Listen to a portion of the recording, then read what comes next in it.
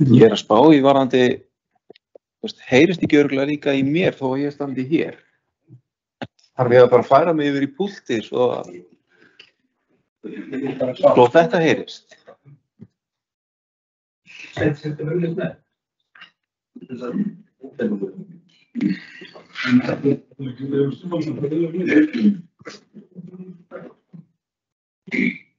Ertu einn á þessum fundi?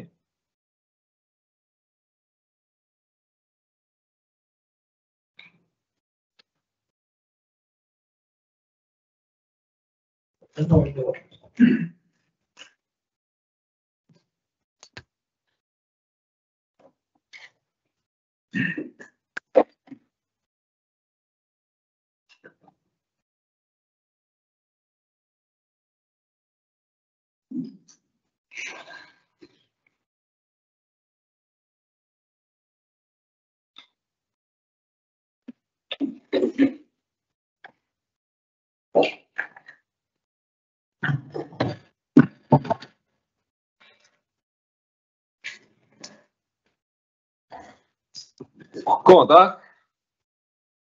Í dag þriðjudagurinn 3. júní árið 2025 og hér með setjum við fund í bæjarstjórn Akraneskaupstaðar, bæjarstjórnarfund. Þetta bæjarstjórnarfundur númer 1415 og aukafundur haldinn á milli tveggja fastra funda, sérstaklega til þess að taka fyrir mál númer 1 á fundinum sem varðar svokallaða bæjarmálasamþykkt eða samþykkt stjórn og fundarsköp Akraneskaupstaðar. Til fundarins eru mættir eftirtaldir bæjarfulltrúar. Það Einar Brandsson, Ragnar B. Sæmundsson, Líf Lárusdóttir, Kristinn Halli Sveinsson, Líf Ási Skarstad, Guðmundur Ingþór Guðjónsson, Jónína Margrét Sigurðsdóttir, Sædís Alexía Sigurmundsdóttir og Valgarður L. Jónsson sem hér talar og gegna embætti forseta bæjarstjórnar. Þá sitja fundinn Haraldur Benediktsson bæjarstjóri og Steinar Dagur Adolfsson, sviðsstjóri stjórnsýslu og fjármálasviðs og sér Steinar að rita fundargerð. Ég býð fundarmenn velkomna til fundar og eins og ég gat þá fyrsta mál á dagskrá, mál sem hefur málsnúmer 2502-073, bæjarmálasamþykkt, samþykkt stjórn og fundarsköp, stjórnskipulagsbreytingar.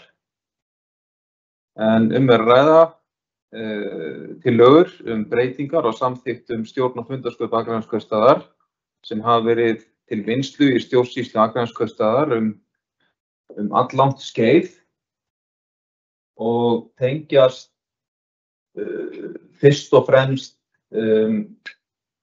svonefndum valdframsalsákvæðum og þörf á viðaukum í því sambandi. En í 42. grein sveitarstjórnarlaga kveðið á heimild sveitarstjórnar til að fela fastanefndum og einstökum starfsmönnum sveitarfélags fullnaðar ákvörðun mála sem ekki varða verulega fjárhag sveitarfélagsins enda leiðir slíkt til hagræðingar, skilvirkni og hraðari málsmeðferðar.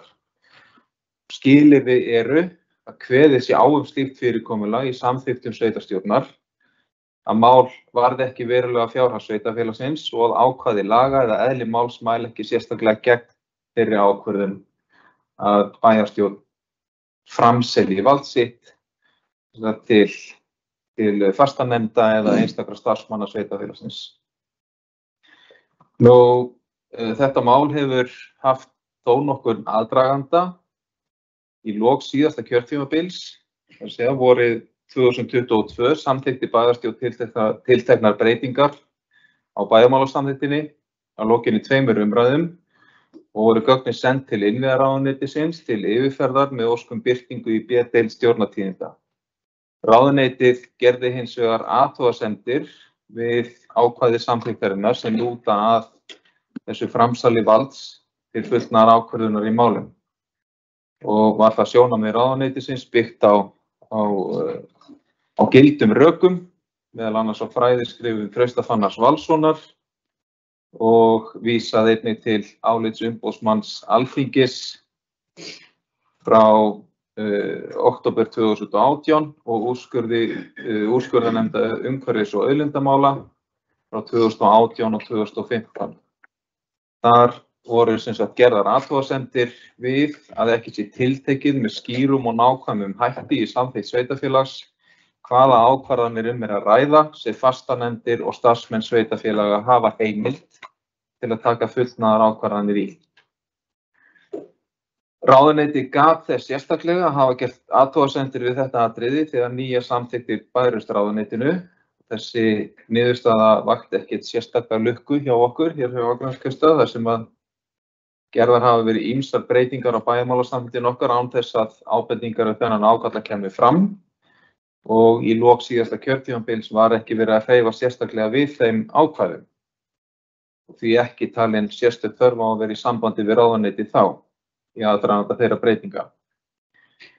Akraneskaupstaður hefði talið eðlilegra að ráðuneyti hefði með forvirkum hætti upplýst sveitarfélög þetta þannig að unnt hefði verið að yfirfara samþykktina með tilliti til þessa og í aðdraganda breytingana. Síðan tók ný sveitarstjórn við að loknum kosningum 2022 og ekki talin ástæða til að hafa þessa vinnu í forgangi en nú tilbúin og lögð hér fram til umræðu og afgreiðslu í bæjarstjórn, fyrri umræðu í dag og síðari umræðu væntanlega á fundi bæjarstjórnar eftir viku. Það verður að segjast að þetta svolítið sérstakt að bæjarstjórn Akraneskaupstaðar sendi ráðuneytinu ákveðnar breytingar á bæjarmálasamþykktinni til umsagnar en athugasemdirnar sem komu tilbaka snúast allt önnur atriði heldur en þau sem send voru þá til umsagnar. En allt í lagi með það. Við tókum þá bara til við þá vinnu og henni lýkur þá vonandi hér í dag og á næsta fundi bæjarstjórnar með afgreiðslu þessara breytinga. Það allmargar breytingar að ræða. Það eru samtals 36 tillögur sem gerðar eru breytingar á bæjarmálasamþykktinni hér í dag. Enda var tækifærið notað, samþykktin yfirfarin og aðlöguð að breyttum tímum og nýjum heimildum í sveitarstjórnarlögum, svo sem varðandi heimild til að halda fjarfundi og fleira. En viðamestu breytingarnar lúta sem sagt að þessum valdframsalsákvæðum og þetta gert með endurbættum ákvæðum í samþykktinni sjálfri og svo með sérstökum viðauka númer 2. Í viðauka númer 12 töluliðir sem varða bæði ráð og einstaka starfsmenn sem veitir heimild til að taka fullnaðar ákvarðanir án staðfestingar í bæjarstjórn. Mikilvægt að vekja athygli á að heimildarákvæði að ræða en alltaf til staðar réttur til að vísa málum til ákvörðunar í fagráði og svo í bæjarstjórn svo ber undir. Ráðuneytið hefur fengið gögnin til rýningar í aðdraganda umfjöllunar nú og komið með nokkrar athugasemdir sem tekið hefur verið tillit til. Þá hefur ráðuneytið einnig komið fram með ábendingar sem bæjarstjórn hefur val að fylgja kjósi hún svo. Að svo mæltu gengið til formlegrar afgreiðslu. Við erum með þessar 36 tillögur, breytingatillögur af samþykktinni í okkar fundargögnum og ég gef hér með orði laust til umræðu fyrsta mál á dagskrá þessa fundar. Það fulltrúi Einar Brandsson, per orðið, gjör svo vel.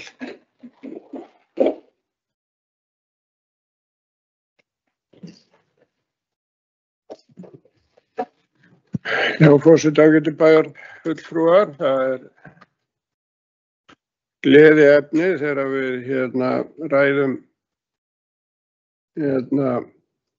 bæjarmálasamþykktina sem við köllum svo.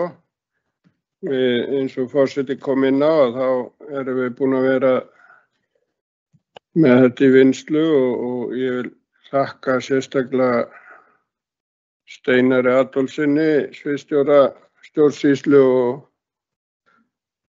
fjármála stjórnsýslusviðs, heitir það víst, fyrir hans vinnu. Þetta er mikið afrek að komast í gegnum þetta og Ég í sjálfu sér hef ekki miklar athugasemdir við þær meginbreytingar sem við erum að gera samkvæmt kröfu ráðuneytisins framsalið en ég asnaðist til þess að fara að lesa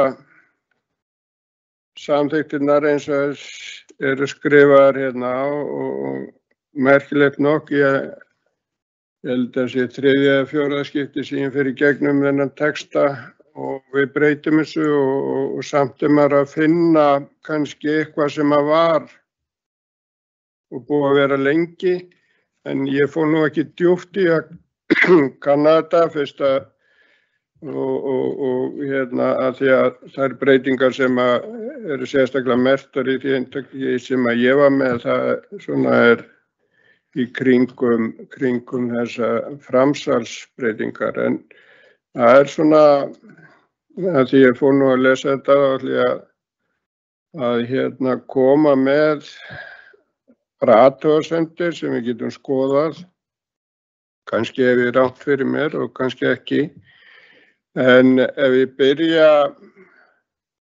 í 9. greininni boðun bæjarstjórnarfundar að þar kemur fram ef við erum með aukafund þá skal boða hann samkvæmt ákveðnum reglum en þar heimilt samkvæmt þeirri grein að senda með leyfi forseta heimilt að senda dagskrá ásamt fylgigögnum með rafrænum hætti í gegnum fundagátt bæjarins og skal þá miða við sömu tímamörk og ef boðsendingu væri að ræða. Ég skildi þannig að inn í bæjarmálasamþykktinni hér sé gamla reglan fyrir venjulegan bæjarstjórnarfund að þar þurfa að bera útgögn til bæjarfulltrúa en það er langt síðan við hættum því. Þannig að akkur við nefnum það sérstaklega fyrir aukafundin að rafrænu megi boða eða senda gögnum rafrænt en við nefnum það ekki í boðum bæjarstjórnarfundarins. Þannig að það svona stakk mig og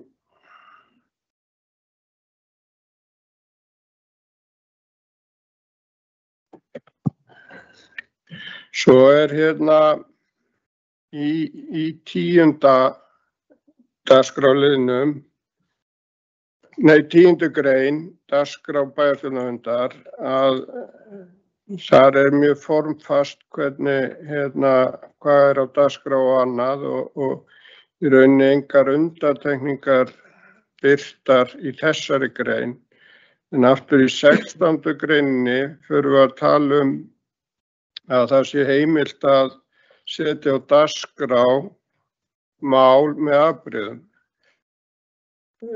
Ég átta mig, eða kannski það bara ég, en ég hefði haldið að í 10. greininni þar sem að dagskrá bæjarstjórnarfundar farið yfir hvernig hún á að vera, að í þeirri grein hljóti að þurfa að vera líka þessi möguleiki með afbrigðin.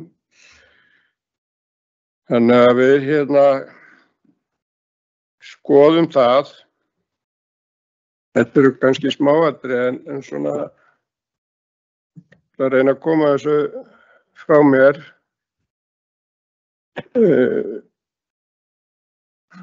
Svo kannski orða sko í 13. greininni þá kemur fram með leyfi forseta á bæjarstjórnarfundum ræður atkvæða úrslitum mála, hjáseta telst þátttaka í atkvæðagreiðslu ef jafnmörg atkvæði eru með málefni og á móti fellur það en við kosningar ræður hlutkesti. Ég reikna með að þarna sé verið að tala kosningar í þá embætti ráð og nefndir. Þannig að það ætti kannski heima eða hægt að orða þetta einhvern veginn öðruvísi, þannig að í sömu setningunni erum við að tala um að atkvæði ráði úrslitum en samt á að kasta hlutkesti við kosningar, því að þegar við greiðum atkvæði hér þá það í rauninni kosning málið. Fjarfundir nýtt atriði sem við erum að taka inn og svona miðað við það sem við höfum verið að upplifa, að við verðum að gera okkur grein fyrir því að ef við ætlum að hafa þetta inni og menn treysta á það að geta nýtt þetta, þá verðum við að vera alveg með traust kerfi. Þannig að bæjarfulltrúar út í bæ sem einhverju hluta vegna komast ekki í sal og taka þá þátt með fjarfundi, að þeim sé þá tryggt alveg öruggt kerfi til þess að bæði þá hlusta og geta tjáð sig á fundinum. Við höfum upplifað það og ég held að komi hérna einhver athugasemd hjá mér það á eftir. Við höfum upplifað að maður heyrir ekki, maður sér bæjarstjórnarfundinn en maður heyrir hann ekki og ég get ekki átta mig á því að hvort að ef ég hefði verið tengdur inn á fundi með Teams, hvort ég hefði geta heyrt hljóðið á síðasta, til dæmis síðasta bæjarstjórnarfundi sem ég hlustaði á eða ætlaði, en ég horfði bara á hann. Það var ekkert hljóð með fundinum.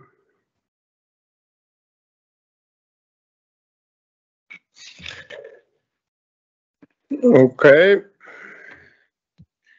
svo hérna í þetta hlýtur þá að vera 16. grein og þar eru kosningar.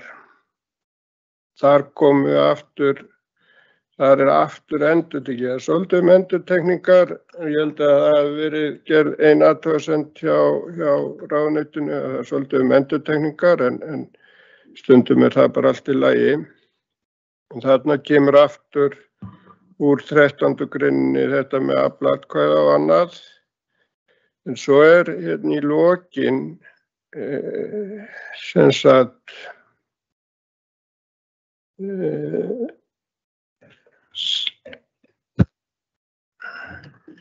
kemur hérna setning, með leyfi forseta, kosningar skulu ávallt vera skriflegar og leynilegar. Mér vitanlega hef ég aldrei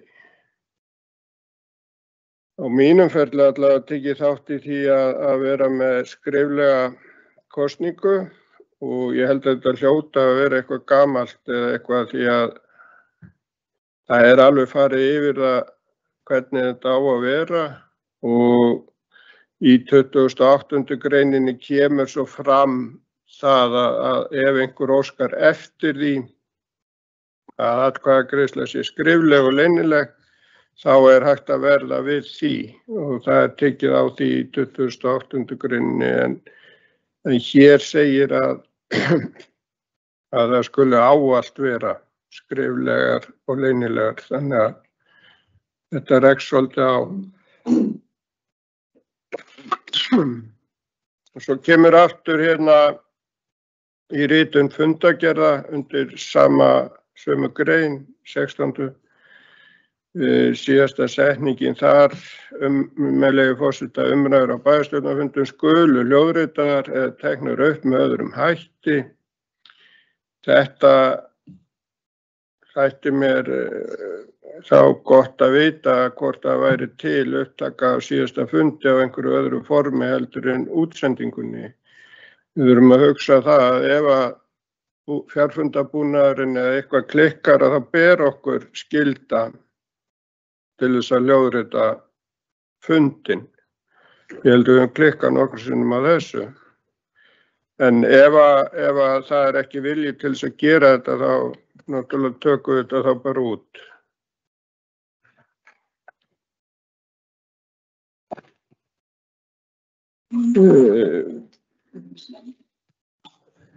Ein grein hérna bara, það svona kannski með boðum varamanna og eins, það 24. greinin, síðasta málsgreinin þar. Með leyfi forseta, þegar almaður fellur frá, missi kjörgengi eða fær laust frá starfi í bæjarstjórn, skal varamaður hans taka sæti í bæjarstjórn frá og með næsta fundi. Svona setti punkt við þetta að hvað, sem sagt, ef að þetta gerist rétt eftir að bæjarstjórnin hefur farið í sumarfrí, þá í rauninni ekki skipaður nýr fulltrúi í bæjarstjórnina fyrr en þá með í ágúst. Þannig að bara setti spurningamerki við þetta, hvort að þetta taka fram hvenær þetta gerist. Og svo eins og hérna ég kom inn á áðan í 28. greininni, það kemur fram að kosningar skulu vera leynilegar og bundnar hlutfallskosningu ef þess óskað. Þannig að við höfum möguleikann á að vera með leynilegar kosningar ef að vilji fyrir því. En samkvæmt hinni greininni þá það bannað. Nei, skal það alltaf vera, fyrirgefið. Við teljum upp með kjör bæjarfulltrúa og annað í byrjun sem í sjálfu sér ágætt, en það í rauninni ekki funni í 39. greininni sem við ávarpum það sem heitir áheyrnarfulltrúar, og svo kemur það við hvert ráð fyrir sig, þessi setning það að þau framboð sem ekki ná kjöri inn í ráð en eiga aðalmenn í bæjarstjórn, að þeim heimilt þá heimilt að kjósa áheyrnarfulltrúa úr þeirra röðum og svo vara áheyrnarfulltrúa. Þetta kannski ekki stórt atriði, en eitt af því sem ég punktaði hérna hjá mér, ég ætla nú svona að fara, þetta nú að styttast, þannig að það geta aðrir fara að komast hérna að. Ég alveg sammála athugasemdir hérna, og ég veit að það verður lagað og var kannski lagað með hérna fundaritunina, bæjarskrifstofan, sjá fundaritunina, það svona, hljóta að vera starfsmenn viðkomandi sviða. Ég veit að það var heldur eitt hérna sem að lokum kannski áður en ég hérna, það þá 75. greinin, ráðning starfsmanna. Það svona smá orðaruglingu líka, finnst mér, að við tölum að bæjarstjórnin ráði sviðsstjóra og stjórnendur fyrirtækja hjá bæjarfélaginu. Svo kemur nefnilega síðar, þarna næst síðasta málsgreinin, sviðsstjórar og forstöðumenn stofnana ráða aðra starfsmenn. Ég var að velta því fyrir mér, stjórnandi fyrirtækis eða forstöðumaður stofnana, erum við að tala sömu aðilana. Ég held að eina sem að bæjarstjórn ræður orðið í dag eru sviðsstjórar og slökkvilistjóri, ef ég man rétt. Þetta það sem við höfum talað Þannig að stjórnendur fyrirtæki hjá bæjarfélaginu, að bæjarstjórn sem sagt ráði þá, ég held að þetta sé ekki tíðkað allavega núna, þannig að skulum hafa samþykktina í takt við það sem við stundum. Og ég sem sagt stjórnandi fyrirtækis það annað heldur en forstöðumaður stofnananna. Þannig að og svo þessi síðasta setning, ég held að henni hafi verið bætt við núna, heimild bæjarráðs þarf fyrir ráðningu í öll ný stöðugildi. En við erum með ákveðna reiknireglur í skólunum, en að því að við tölum forstöðumenn stofnana, að þá hljótum við að vera að fjalla skólan okkar líka þarna, ef ég skil það rétt. Þannig að það er ekki alveg rétt að bæjarráð ráði sem sagt þurfi heimild því það ákveðna reiknireglur það ekki í kjarasamningum kennara og annað við fjölda barna, þannig að svona já, svo síðustu var ég þetta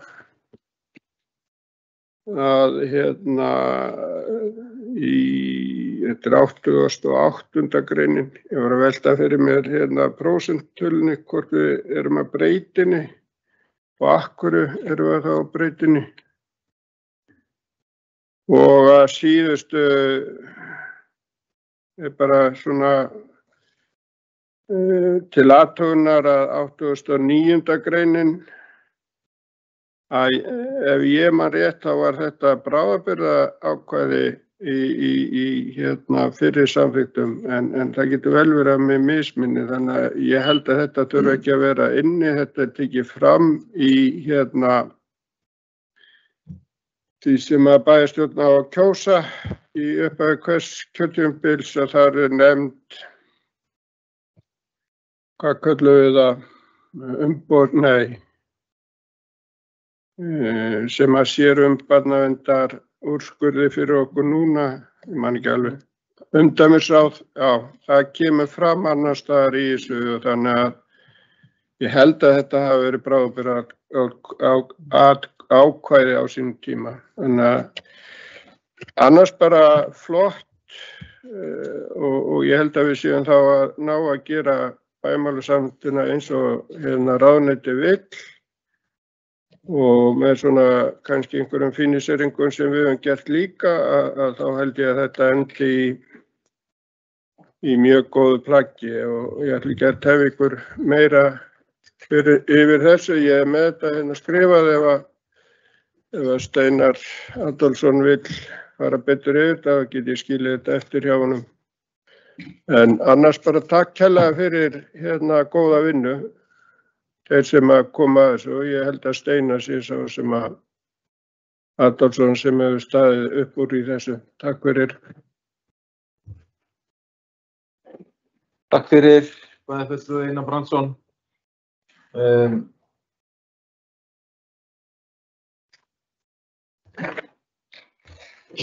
Komið fram í máli bæjarfulltrúa Einars mjög góðar ábendingar ýmislegt sem að svona mætti vera skýrara og betur orðað í samþykktinni og mjög gott að koma þessi svo bara skriflega til fundarritara og við getum þá svona skoða þetta á milli umræðna og tekið aftur upp í síðari umræðu. Ég vil bara taka undir ábendingar bæjarfulltrúa Einars varðandi til dæmis það að taka fram heimild til rafrænnar boðunar og sendingar fundagagna í 9. grein, alveg eins og gert er síðar og að og góð ábending varðandi 13. greinina að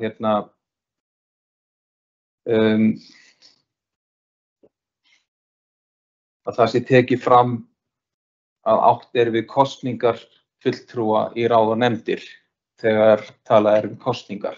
Það svona virðist samt svolítið vera þannig í samþykktinni að þegar talað afgreiðslu mála að þá er það talað afgreiðslu og atkvæðagreiðslu, en orðið kosningar meira notað kosningu á fólki til að sinna ákveðnum embættum eða sitja í ráðum og nefndum, en þetta mætti alveg vera skýrara.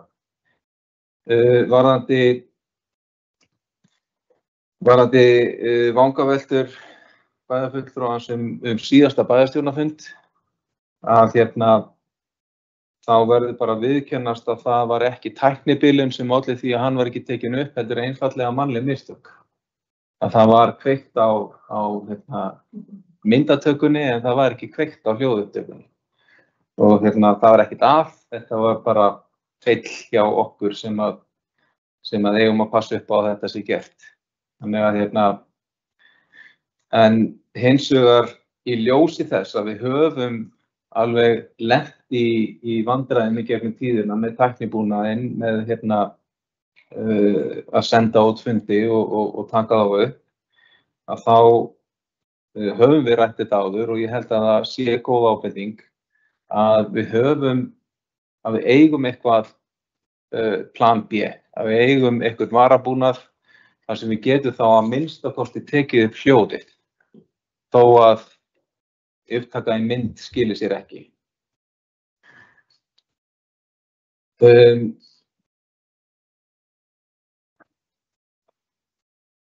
Bæjarfulltrúinn ræddi það þegar að ákvæðin sem að snúa að því þegar að bæjarfulltrúi óskar lausnar og óskar lausnar frá störfum sem bæjarfulltrúi, og þá skuli nýr fulltrúi skipaður á næsta fundi bæjarstjórnar, og eins og kom fram í máli bæjarfulltrúa Einars að þá getur það alveg gerst að bæjarfulltrúi óski lausnar á síðasta fundi fyrir sumarleyfi og þá nýr ekki skipaður í hans stað fyrir á fyrsta fundi eftir sumarleyfi, þá í ágúst, í lok ágúst. Án þess að ég viti það, þá held ég að þetta tengist því að eins og við höfum til dæmis lært sem að höfum farið á námskeið á Sambands íslenskra sveitarfélaga störf og valdsvið sveitarstjórnarfólks, að þá vald bæjarfulltrúa bundið við formlega fundi samkvæmt sveitarstjórnarlögum. Og það eingöngu á formlegum fundum sem að við getum í raun og veru tekið ákvarðanir og krafist aðgerða og svo framvegis. Þannig að þó svo að nýr bæjarfulltrúi væri skipaður, þá hefur það í raun og veru enga merkingu fyrr en á næsta bæjarstjórnarfundi, af því að það fyrst þá sem að viðkomandi bæjarfulltrúi getur þá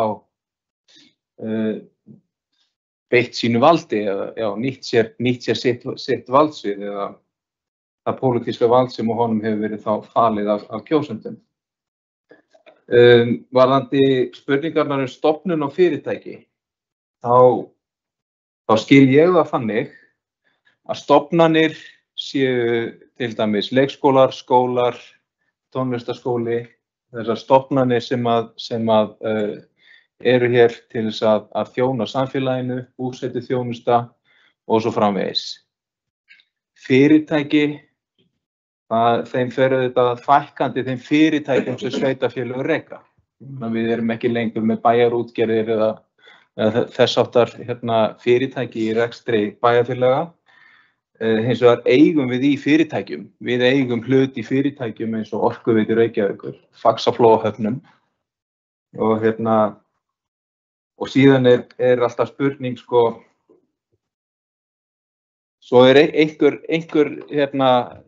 stofnanir eða fyrirtæki sem kannski erfitt að meta. Ég meina, fjölliðan stofnun eða fyrirtæki? En svona í grófum dráttum þá held ég að þetta sé svona hugsunin með því að tala annars vegar stofnanir og hins vegar fyrirtæki. Og ég myndi vilja halda þessu orðalagi og þessari aðgreiningu í okkar bæjarmálasamþykkt, að við tölum annars vegar stofnanir sem við rekum og hins vegar fyrirtæki sem við annaðhvort eigum sjálf eða eigum hlut í.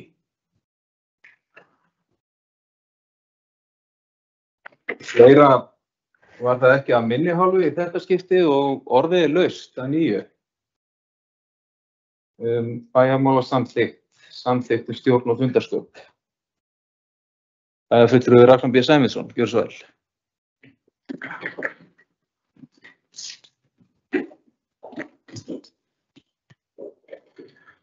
Forseti, bæjarfulltrúar, bæjarstjóri og aðrir sem á hlýða. Já, við ræðum hér bæjarmálasamþykkt. Svo sem ekki mikið frá mér langar að koma inn á 45. grein bæjarráð, kosning í bæjarráðs. Þar segir, með leyfi forseta, að loknu sveitarstjórnarkosningum kjósa skal 3 bæjarfulltrúa í bæjarráð til 1 árs og jafnmarga til vara. Aðalmenn í bæjarstjórn eru einir kjörgengni sem aðalmenn og varamenn í bæjarráð. Svo kemur það neðar. Framboð sem hefur fulltrúi í bæjarstjórn og ekki kjörinn fulltrúi í bæjarráði skal einn áheyrnarfulltrúi í bæjarráð og annan til vara og skulu þeir fullnaða kjörgengis skilyrðin í bæjarráð. Núna sitja 3 flokkar í bæjarstjórn og eiga einn fulltrúa hver í bæjarráði.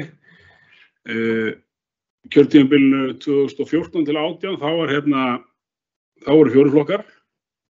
Þá var það Björt framtíð og Sjálfstæðisflokkur í meirihluta og þá var það fulltrúi Bjartar framtíðar sem var áheyrnarfulltrúi. Og mér stolti vanta kannski skýrleikan hvernig þetta ákvarðað.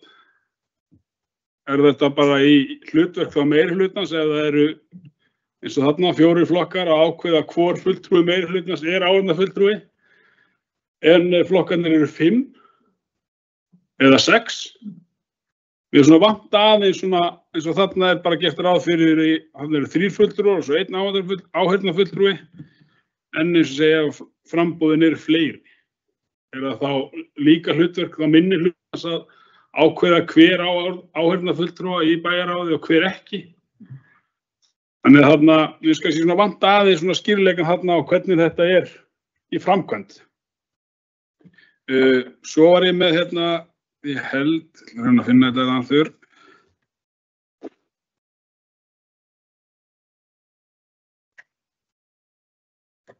Sjá nú.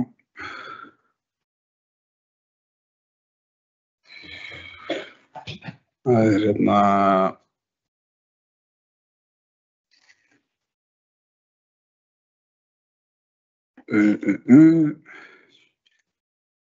sko ég man nú ekki alveg í hvað grein það finna ekki eftir núna. Það í ráð og nefndir, það menning og safnanefnd.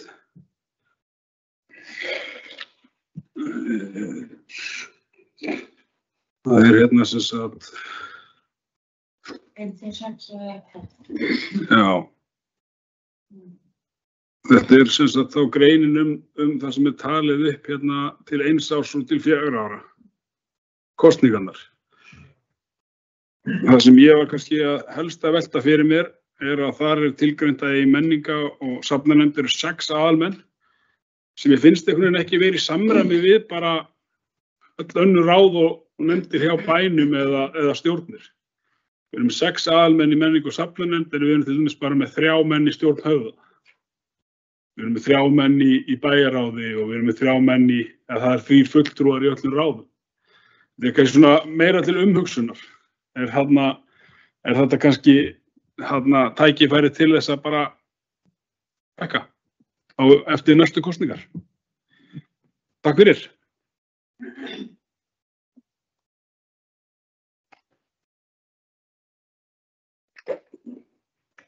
Takk fyrir. Fulltrúi Ragnar B. Sæmundsson fyrir þessar góðu ábendingar. Ég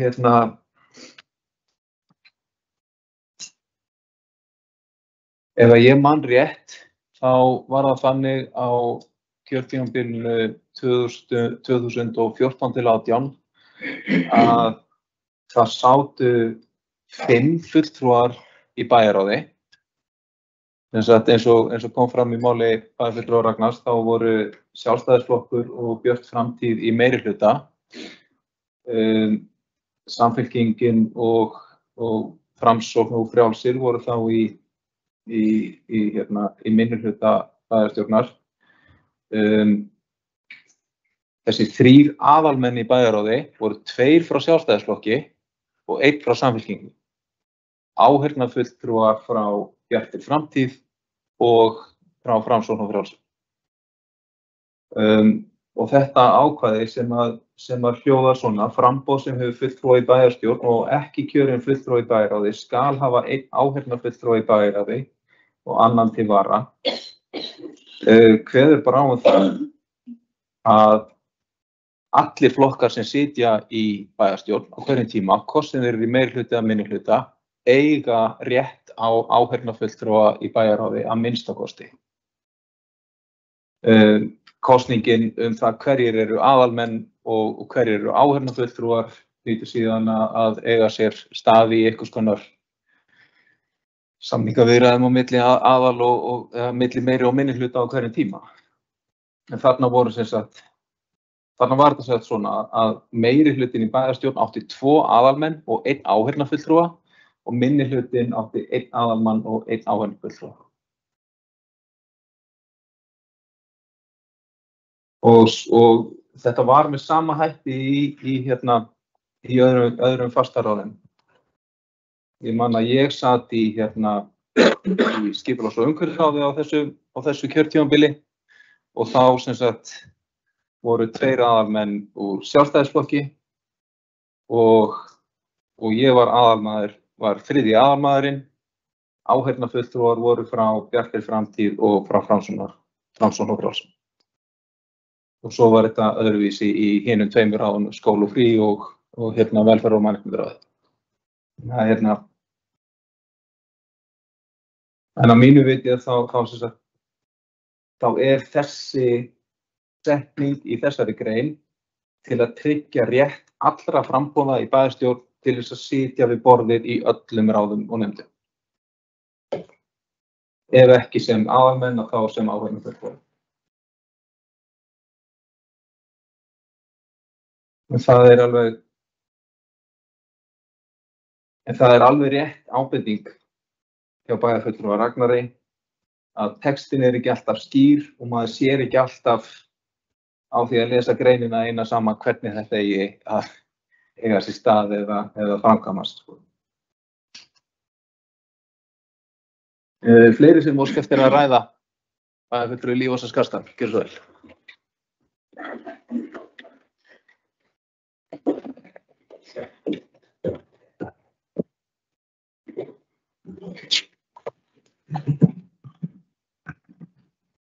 Forseti, bæjarfulltrúar, bæjarstjóri og aðrir sem ákveðna hliða.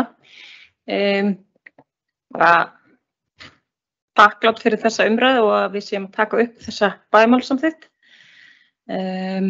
Eitt sem að ég velti fyrir mér varðandi 14. greinina og með fjarfundi, þar sem tiltekið sérstaklega ef bæjarfulltrúi er innan Akraneskaupstaðar eða er í erindagjörðum innanlands á vegum Akraneskaupstaðar. Ég velti fyrir mér svona, ef ég tek bara dæmi úr mínu persónulega lífi, að ef ég væri til dæmis með barn á sjúkrahúsi eða ef ég væri á sjúkrahúsi, hvort ég hefði þá ekki heimild til þess að setja fundinn eða hlusta á fundinn. Eins líka, nú vitum við það að það geta komið upp aðstæður að bæjarfulltrúi getur lent í bílslysi eða eitthvað bara á leiðinni á fundinn og það bara varamaðurinn er ekki til staðar og næst ekki kallinn varamann, að hvernig ætlum við að horfa á það. Þannig að ég svona velti fyrir mér og nú spyr ég út í, bara veit þetta ekki, að þurfum við að hafa þetta ef hann er staddur innan Akraneskaupstaðar eða í erindagjörðum innanlands. Er ekki hægt að orða þetta þannig ef bara kemst alls ekki eða eitthvað slíkt. Það er eina sem að ég svona spá í. Takk fyrir.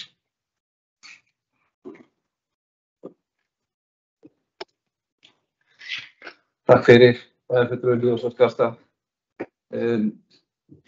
Ég held að þetta sé orðað svona vegna þess að ákvæðin í sveitarstjórnarlögum eru orðuð með þessum hætti. En beinir því til fundarritara að það verður kannski skoðað líka á milli umræðna. Eins og þú bendir á, þá getur alls konar komið upp í lífi fólks en það gæti kannski samt sótt fundin í fjarfundi ef það var í boði. En ábendingin verður skoðuð. Fleiri sem óska eftir að taka til máls, það er fulltrúi Sædís Alexía Sigurjónsdóttir.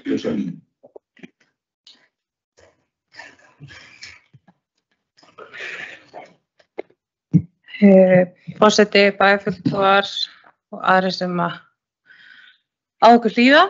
Ég veit ekki hvort því sé beint með spurningar eða alls konar frá vangaveltur. Svona milli umræðna bæjarmálasamþykktina, bara mjög fínar athugasemdir sem hafa komið og ábendingar.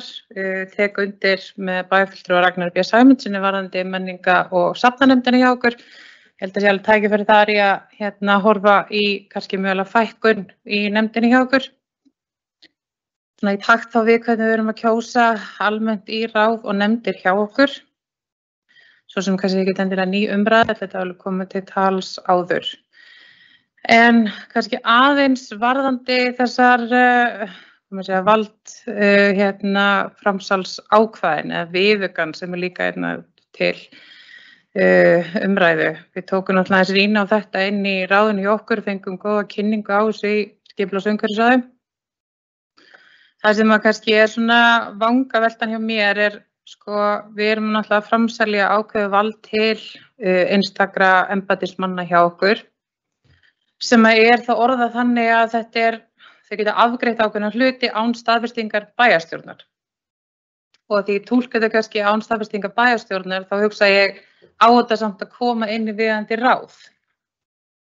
Og kannski umræðan hjá okkur var líka kannski svo þegar við erum að framselja valdi til embættismanna hjá okkur, hvernig tryggjum það að við missum ekki yfirsýnina á því sem við verðum að taka ákvarðanir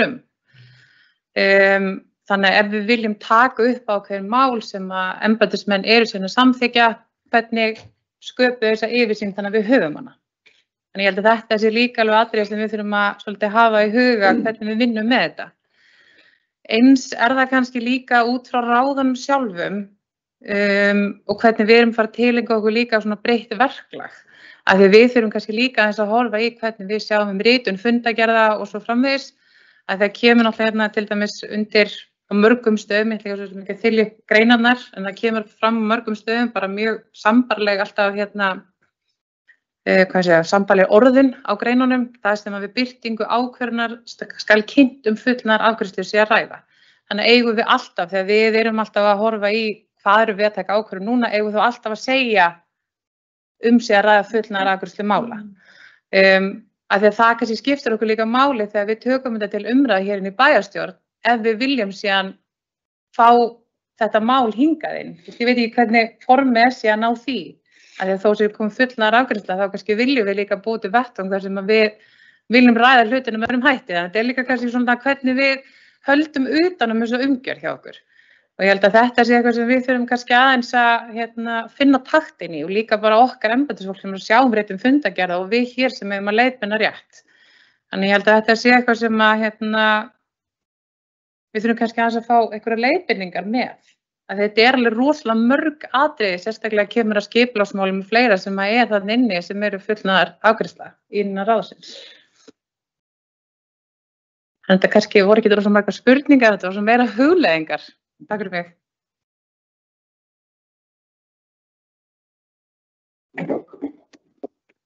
Takk fyrir þessar hugleiðingar. Það er hundur að segja til það að segja. Ég tek heils hugar undir þessar ábendingar varðandi það að við séum vakandi fyrir því í það sem að við erum að starfa í okkar ráðum og nefndum. Að vera vakandi yfir því hvernig við höldum yfirsýninni og fáum upplýsingarnar hvernig mál er afgreitt og hvar og hvernig svo afgreiðsla fer fram. Ég held að það hljóti að vera svolítið bara spurningum vinnulag í hverju ráði og hverju fastanefnd. Mig langar aðeins að ávarpa vangaveltur varðandi fjölda í ráðum og nefndum og ég tek alveg undir það að það er skrítið að menningar- og safnanefnd skuli skera sig svona frá öllum öðrum ráðum og nefndum hjá okkur. Það er skrítið að hún skuli skipa svona mörgum aðilum á meðan að í rauninni fastanefndirnar, ráðin sem að fara með miklu veigameiri eða svona, já í rauninni það er svona meiri stjórnsýslu skylda sem að hvílir á fagráðunum, bæjarráði og fagráðunum þremur heldur en á þessari nefnd. En þar erum við í rauninni bara með 3 aðalfulltrúa og ég vil bara nefna rökin í hina áttina. Auðvitað það eru hagkvæmni rök fyrir því að fækka í menningar- og safnanefnd. Þar með gerum við kannski stjórnsýsluna örlítið ódýrari og kannski það má kannski færa rök fyrir því að fámennari hópur vinni hraðar og skilvirkari hátt. Rökin á móti eru hins vegar lýðræðisrök. Einfaldlega þau að það sé lýðræðislegra að fleiri sitji við borð þar sem ákvarðanir eru teknar heldur en 3 einstaklingar. Það er ekki sérstaklega lýðræðislegt fyrirkomulag að mínu mati að 3 einstaklingar sitji við borð og taki í rauninni stórar og veigamiklar ákvarðanir fyrir 8.000 manna samfélag. Það er mér finnst það líka vera alveg umhugsunarvert. Auðvitað væri það dýrara að vera með fleiri fulltrúa í ráðum og nefndum. En ég vil bara svona velta þessu upp sem mótrökum og móti hinu. Þetta er ekki bara, mér finnst þetta ekki bara blasa við að það sé alveg sjálfgefið að við eigum að vera færri vegna þess að það sé ódýrara.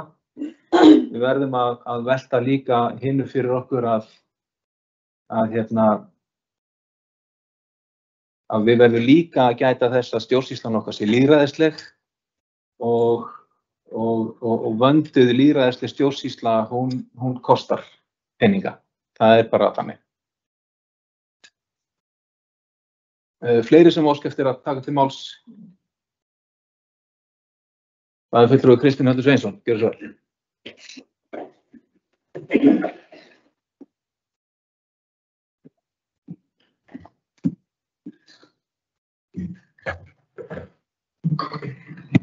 Forseti, ágætu bæjarfulltrúar og aðrir sem á hlýða. Bara þakka fyrir góðar umræður nýja bæjarmálsamþykkt eða drög sem liggja fyrir okkur hér fyrir umræðu og þá vinnu sem hefur farið í hana. Ég þakka bæjarfulltrúa Einari Brandssyni fyrir mjög góð yfirferð og treysti því að hann hafi lesið þetta fyrir okkur öll 3 svar. En ég hef farið í gegnum þetta og tek undir mikið af þeim athugasemdum sem komið. Varðandi menningar- og safnanefnd og akkur hún er svona sérstök, þá er hún náttúrulega líka stjórn byggðasafnsins. Og þar erum við í sameiginlegu eigum það á móti Hvalfjarðarsveit. Þannig að ég held að rökin sem hníga því að séu þessi fulltrúar í byggðasafnsnefnd eða sem í menningarsafnið eru atkvæðavægi á móti meðeigandi okkar varðandi málum byggðasafnsins. Nú var ég í stjórn byggðasafnsins þegar þetta var sameinað við þegar ný bæjarmála samþykkt var gerð held ég 2014-18 að þá var sem sagt stjórn Byggðasafnsins eining og svo menningar og samnefnd, en svona eftir rúmlega ár var því breytt af þeim meirihluta og af þeim þeirra bæjarstjórn sem starfaði þá. Þannig ég gæti trú að þetta væru sem sagt leifar af því valdajafnvægi sem sagt varðandi menningar og samnefnd. Því við eigum náttúrulega ekki alla fulltrúana í stjórn Byggðasafnsins, en höfum meirihluta þar. Takk. Takk fyrir. Það Kristinn Hallur Sveinsson. Fleiri sem óskast eftir að taka til máls? Bæjarfulltrúi Ragnar B. Sæmundsson. Gjörðu svo vel.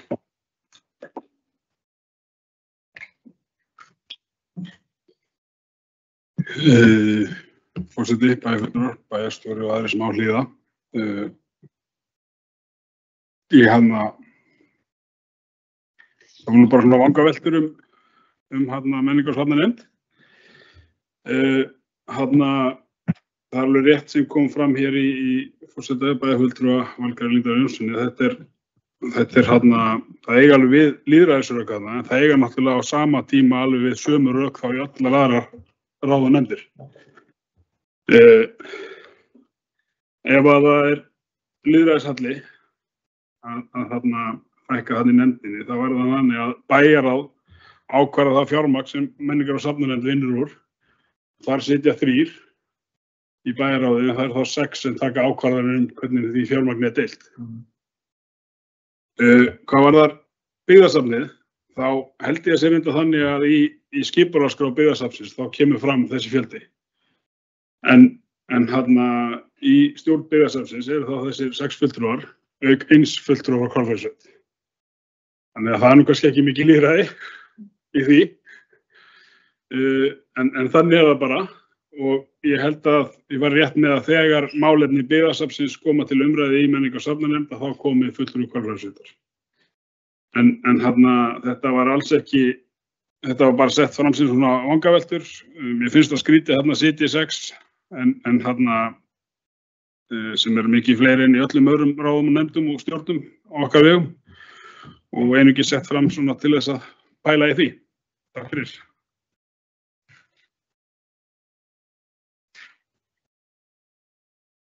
Takk fyrir Ragnar B. Sæmundsson. Og eins og ég sagði á, ég tek heilshugar undir að þetta einhvern veginn skýtur svolítið skökku við. Þetta mjög skrítið í samanburðinum við önnur ráð og aðra nefndir. Og akkurat eins og bæjarfulltrúinn segir, 3 í bæjarráði ákveða fjárheimildir sem að 6 manna nefnd vinnur síðan úr. Það mjög skrítið. En ég vildi bara svona benda á hitt sjónarmiðið á móti. Spurningi þá, eigum við að fækka í þessari eða fjölga í hinum. En við getum pælt í því. Þurfum svo sem ekki að gera þessar breytingar akkurat núna samfara þeim sem að liggja fyrir núna fyrir þessum fundi. Fleiri sem óska eftir að taka til máls. Svo ekki. Þá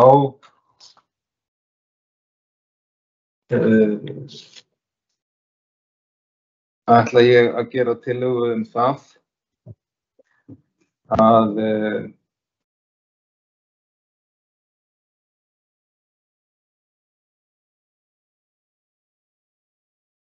að maður sjá að breytingatillögur á samþykktum stjórn og fundarsköp Akraneskaupstaðar nr. 696 frá árinu 2013 með síðari breytingum og að breytingunum verði vísað til síðari umræðu í bæjarstjórn sem fram fer þann 10. júní næstkomandi.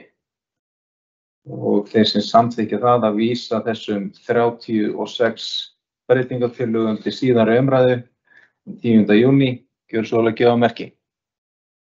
Það er samþykkt með 9 atkvæði. Og okkur gefst þá tími hér á milli umræðna til þess að koma frekari pælingum og athugasemdum til skila til mannsins sem að vinnur vinnuna og situr hér í dag og skrifa fundargerð. Mál númer 2, málsnúmer 25.01.005, fundargerð skipulags- og umhverfisráðs á árinu 2025. Hér er lögð fram fundargerð skipulags- og umhverfisráðs frá 22. maí 2025, fundargerð númer 326. Orðið í lausn þessu fundargerð skipulags- og umhverfisráðs. Það er fulltrúi Guðmundur Ingi Guðjónsson. Gjörðu svo vel.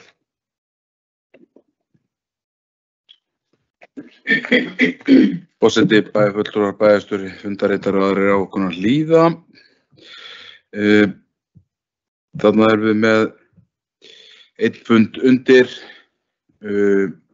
Þar ber kannski hæst að nefna viðhald gatna og stíga.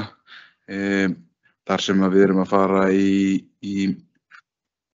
útboð hjá okkur, auðvitað seint, en eins og kannski gefur að skilja á hvernig staðan er hjá okkur, að þá hefur við verið að reyna að skera þetta niður eins og við geta gert og verið að velja okkur þau verkefni sem að við sjáum fyrir að geta gert og eiga efni á og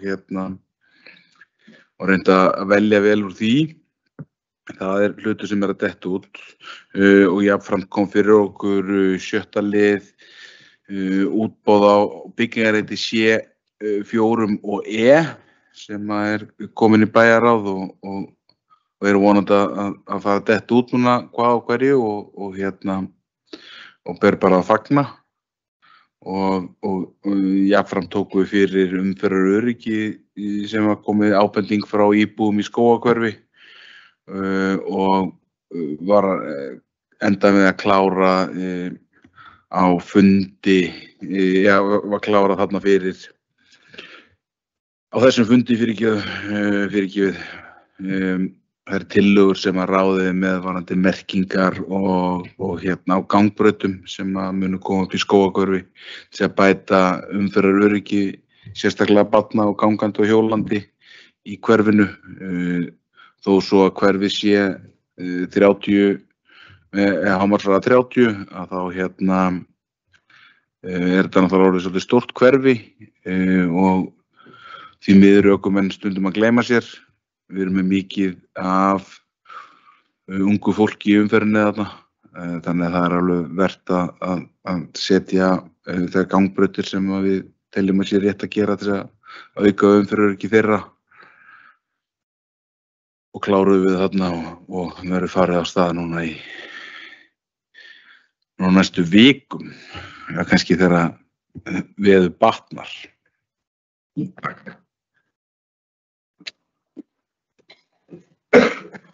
Takk fyrir. Áfittur Guðmundur Ingi Guðjónsson. Er fleiri sem óska eftir að verða fundargerð skipulags- og umhverfisráðs? Það er enginn sem óskar eftir því og þar með telst fundargerðin framlögð. Fleira er ekki á dagskrá þessa bæjarstjórnarfundar. Ég vil bara þakka bæjarfulltrúum í fyrsta lagi fyrir að mæta til þessa aukafundar og þakka fyrir mjög góðar og ígrundaðar umræður þessa mikilvæga samþykkt stjórn og fundarsköp sem er jú svona ígildi stjórnarskrár á Akranesi. Það sem að er svona það lögformlega plagg sem að við störfum eftir hér frá degi til dags. Þannig að kærar þakkir fyrir góðar umræður það mál. En það verður sem sagt tekið upp aftur á næsta fundi og á til síðar umræðu. En segi þessu fundi slítið.